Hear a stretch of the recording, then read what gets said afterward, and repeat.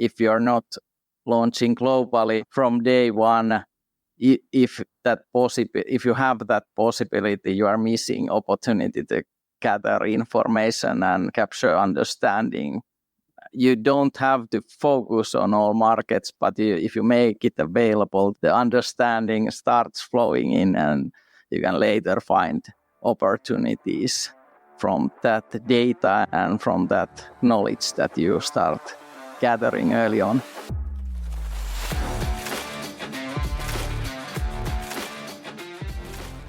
Welcome to the Multilingual Content Podcast, where experts discuss international content management, product localization, and global expansion.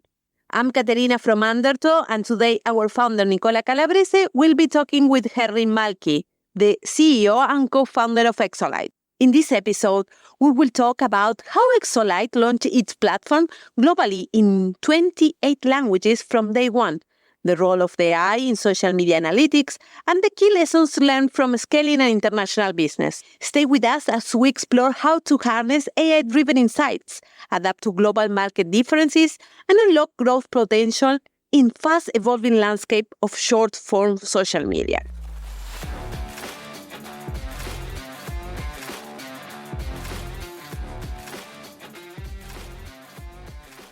Hi, Henry, and welcome to the Multilingual Content Podcast. How are you today? I'm good. Thanks for the invitation, Nicola. Oh, it's a pleasure. Today, we're going to talk about the international journey of Exolyt. And so you're going to tell us a little bit about the challenges you faced, the surprises that came along the way. But before we jump right into that, can you please introduce yourself and tell us a little about Exolyt? Sure. I'm Henry Malky, CEO and co-founder at Exolyt, also serial entrepreneur. I have a little bit background in computer science, but with Exolyt, I've been focusing on building partnerships, helping everyone else in the team, and making sure that kind of enabling us to create this great product together. At Exolyt, we focus on short-form social, capturing the data, especially now working with TikTok and providing insights to different kind of users. We are talking about, of course, marketers that want to succeed in organic marketing in TikTok, but also like a market trend research companies, different kind of academic research institution and so on. But the marketing efforts is the key. Agencies can capture most value using Exolyt. So, that's the key thing, and AI-driven insights have been recently the thing we are focusing more and more. Yeah, I've seen the video where he shows how the AI analyzes every bits and pieces within videos, get patterns and trends, and provide data. It was quite interesting. Yeah, it's crazy. I mean, when we started 4 years ago, it was just a regular statistical means and some simple visualization through those. But now I'm amazed what team is building every day with all of these AI tools and image analysis, video analysis, transcription, and then bringing all back together and doing something amazing that reveals kind of another layer of hidden in social media information. So your Exolyt is currently available in a lot of markets. So if you want to tell us, can you tell us a little bit about that, and in what markets are you mostly in, and a little bit about the international journey of Exolyt? Sure. We have customers in over 20 countries. The main markets are US, UK, then Japan, South Korea, and some countries like Central European countries. But I think that the journey is where it kind of already connects to this theme for your podcast, that since day one we launched in, if I remember correctly, in 28 languages, which kind of brought us this huge organic visibility and traction. And it was kind of like a jumpstart for our success in a way that we, of course, created some content that helped different kind of marketing people, influencers, to understand these new short-form social media channels better, and kind of expanded audience with all of these translations to those articles also. So it was everything, content we created, but also the platform was in 28 languages from day one. And that was key in a way kind of key to our success. And I think it's even easier, and there are more like advanced tools available for anyone who wants to benefit from that kind of approach. And I mean, if you had to do it all over again, what would you do differently when going international? We were lucky to do many things kind of I wouldn't say that it was like a perfect or right way, but we were lucky to get things so close to what was benefited us to have this early success. But yeah, there are always things that could be improved. And I would say that one thing is that this cultural context differences also within the platform, but also for the content that we provided, content that helped our users to understand this new form better. If we would have earlier understood how important it is to not just like have our point of view or our angle on how to provide all of this information and how do we see the platform working and providing value, but also understanding the different use cases and different type of cultures better.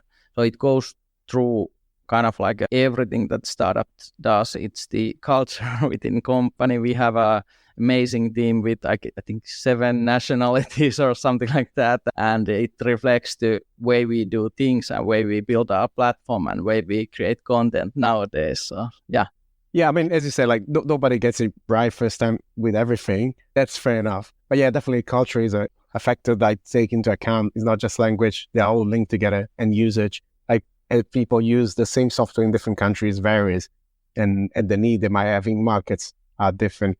Exactly, and even like marketing efforts we ran early on, we just had one campaign we ran globally for this early experimentation, and you could imagine how the results were not that good. Yeah, let's say sometimes details like even like payment systems that needs to be adapted. Like you cannot use the same payment system throughout all the countries.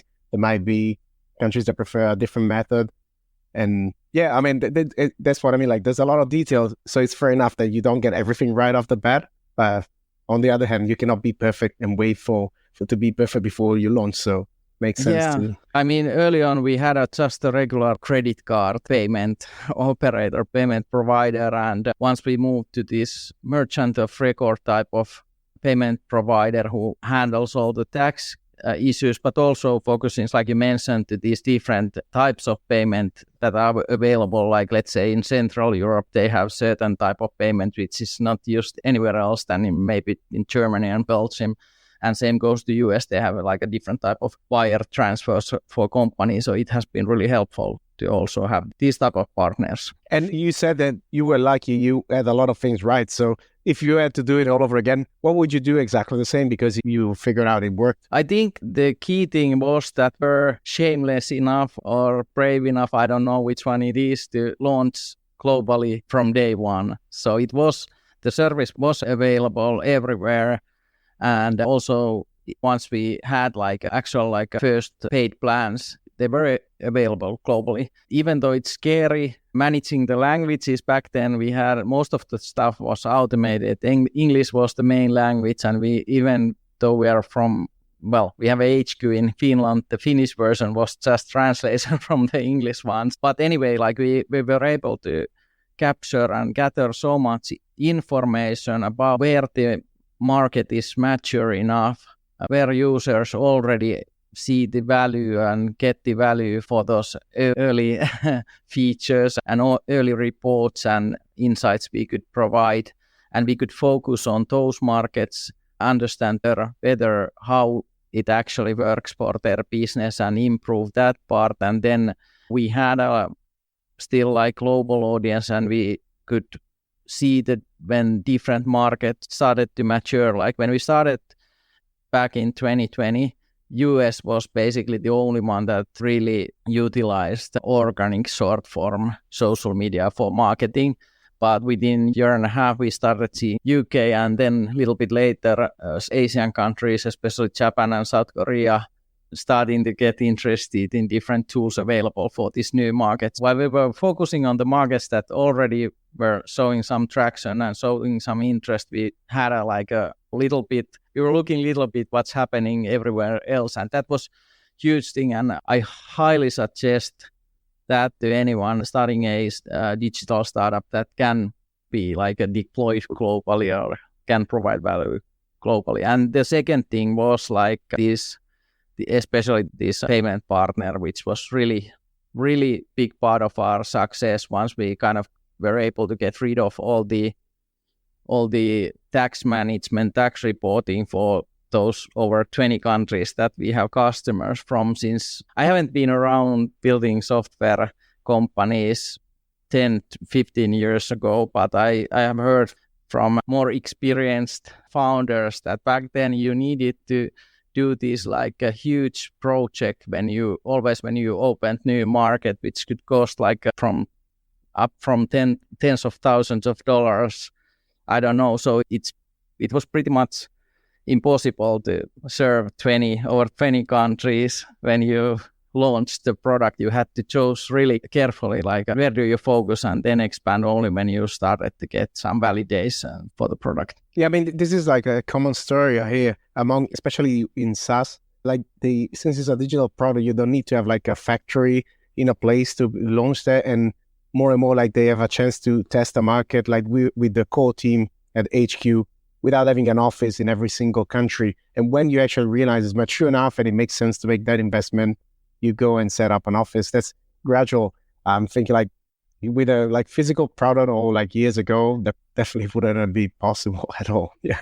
You wouldn't believe this, but like when we started building our first version of the Exolyt platform and are discussing with our first like angel investors, back then TikTok was only 450 million users, and in Finland these local VCs, active investors, they didn't even know too much about it, but we definitely caught their attention when we told about that we are already like in over 20 countries with the paid customers, and we had back then like something like, I don't know, in total maybe 500,000 registered users for trial plans. So that got the attention, that early traction which was enabled by this born global type of approach.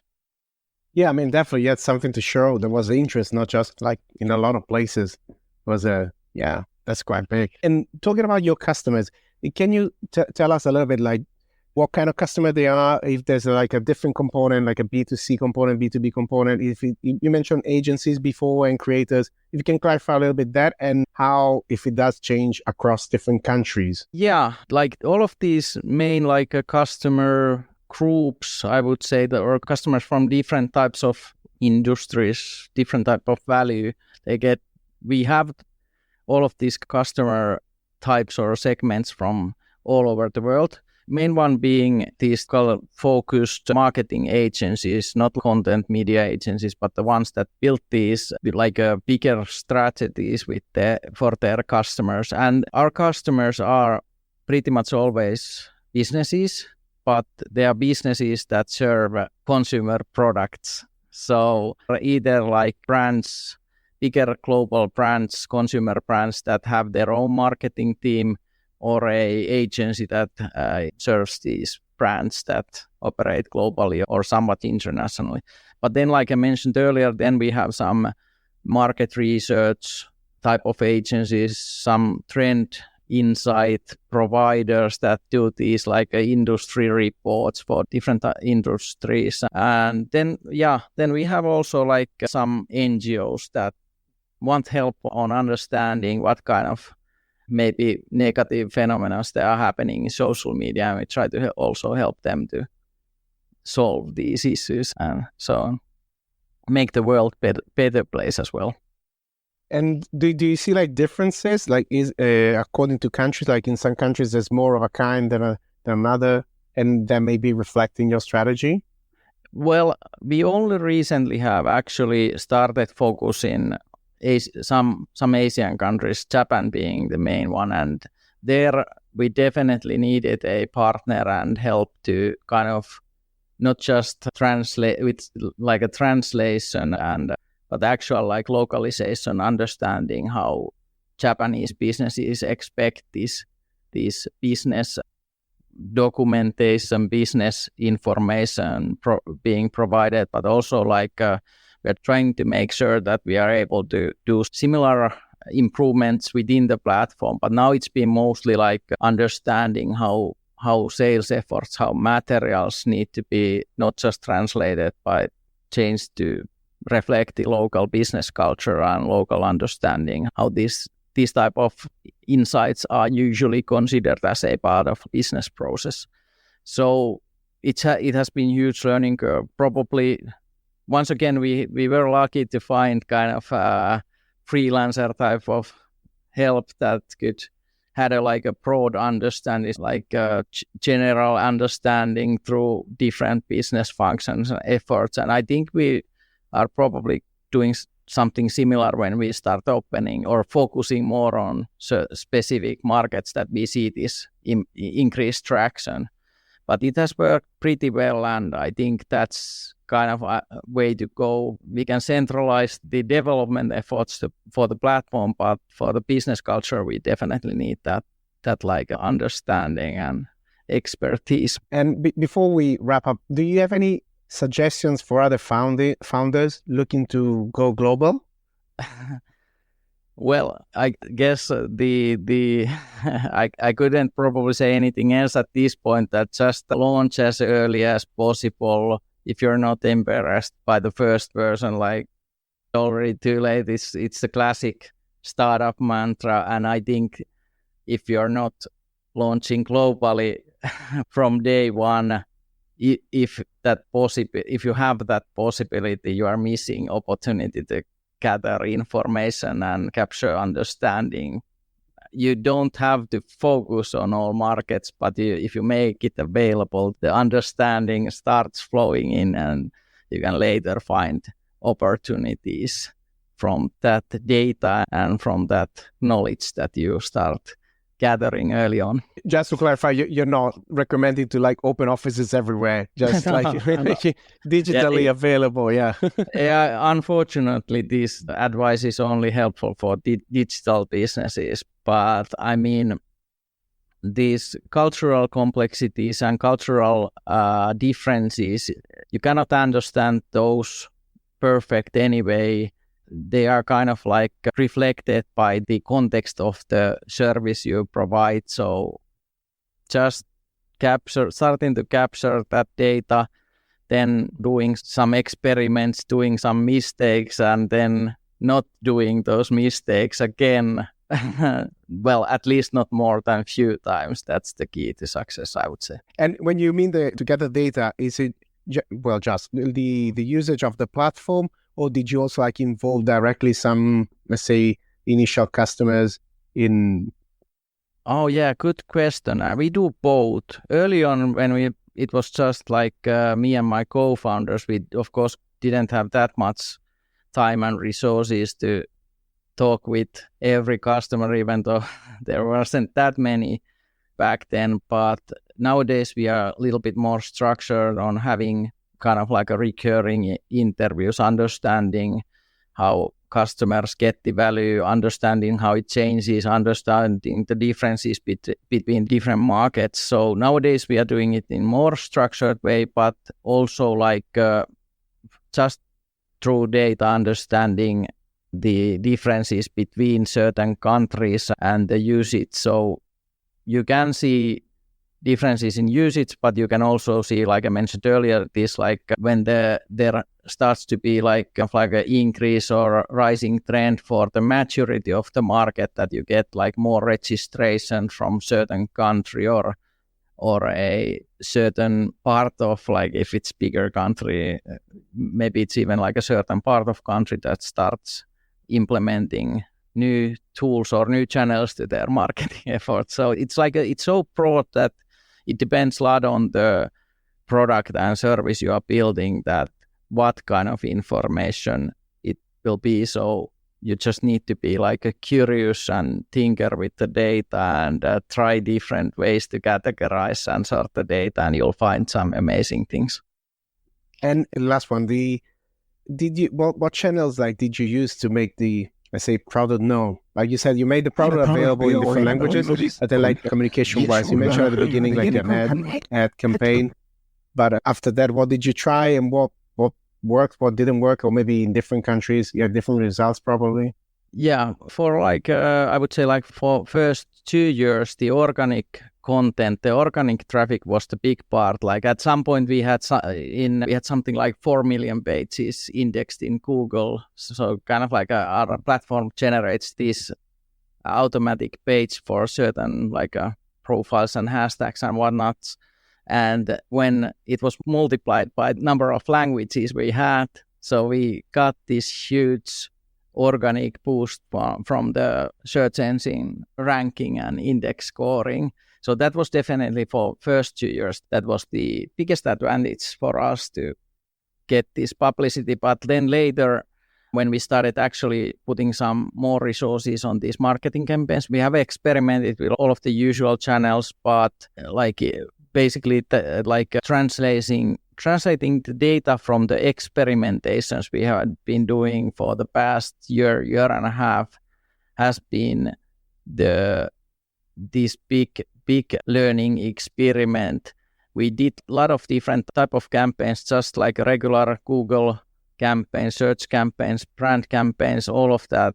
We made a different type of targeting in LinkedIn and Bing and some other social media channels, but learning there was that you want to add on the experimentation stage, you want to add as much granularity as possible to kind of split these campaign efforts as widely as possible, and then start bringing it back all together. And for those things that seem to have little bit better traction, put some more resources and efforts, and there you find the things that actually can be efficient enough for finding those new customers and new power users.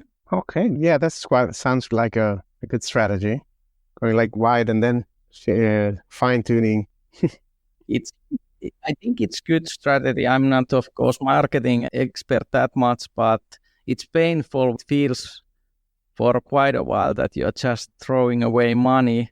But then when you start seeing those results like popping up here and there and are able to utilize and focus on those, then it becomes really interesting. But I have to warn, early on it's really painful, because if you want to really do it as kind of like a widely as we did it, the results over like average results early on isn't that amazing. You just need to be focused to when you start seeing some results that you actually understand how and why it happened. And do you have any other advice that you will give to founders, especially relating to going global? One thing that I have recently thought about, actually also in relation to this podcast, that now that there are even more advanced tools available for localization and translation than what was available when we started, I highly suggest that at least consider that you implement those in like a translation platforms, localization platforms that offer these broad integration with all sorts of keys and categories and memory management for the translation, but also like something that you can find partners to join the platform, like basically integrating your tool, your content, your platform to this localization, to this translation tool, that the translations can be done in the context of whatever you are building. So that's something that I have thought recently that I would definitely do that part even. Yeah, I'm BAs, but yeah, I completely agree. Well, you have to agree. Yeah. But yeah, I mean, it has been amazing, and we were happy. One of the things we were lucky, we did similar effort earlier on, not as comprehensive as we could have done, but it has definitely paid back. Yeah, and it's one of those things that are a bit painful at the beginning to implement, but once you make it rolling, it's so much better. Like you cannot go back, really. Exactly. I mean, I don't know how we will do now. Like we actually are serving paying customers in over 20 countries. I don't know how we could manage everything with this like traditional manual translation effort, translation tools and everything. So I think that's it for today. And thank you so much, Harry, for joining us at the podcast today. Thanks for inviting me, and thanks for the great work on with this podcast. I say that I've been listening some of the earlier episodes, and I have learned a lot from those as well. So it's really a topic that I enjoy to hear also, not just talk about. That's really good to hear. Thank you. Thanks for joining us today. The Multilingual Content Podcast is powered by Undertow. We help companies translate their content into results. Get in touch if you want to know more. And if you enjoyed today's episode, make sure to subscribe so you don't miss any new episode. See you next time.